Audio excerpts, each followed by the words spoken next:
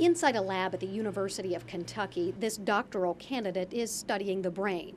It sounds... You can theoretically introduce complicated.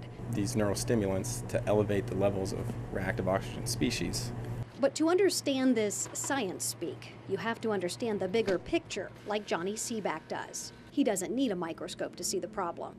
He lives with something science still hasn't solved: post-traumatic stress disorder and traumatic brain injury. It's the persistent and constant nightmares. It's the severe depression. It's a very conscious effort to keep going. Living inside the man with the bright coat is a very dark experience. In 2005, Cebak, an Army combat medic, took a wrong turn near an insurgent stronghold in Iraq. I called for the driver to pivot steer our 13-ton track vehicle on a very narrow dirt road. It was too heavy. The ground broke. The vehicle flipped and sank into a hole. The impact yanked Cebak partially from the track vehicle. He lost his helmet. Mortars exploded all around him. Diagnosis: PTSD and TBI. It was almost a foreign language at the time. There was essentially no treatment.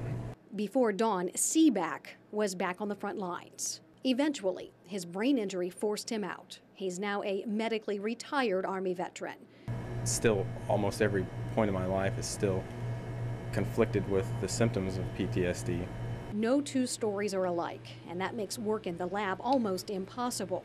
But sometimes not giving up is enough. Despite daily psychological struggles, Cebak has plans to find a way to help others struggling with the silent disease. After he finishes his PhD, he hopes to go to medical school and possibly even re-enlist. Until then, he's fighting for answers, patiently. Maybe by the time I'm 40, I'll have a big boy job. In Lexington, Michelle Michael, ABC 36 News.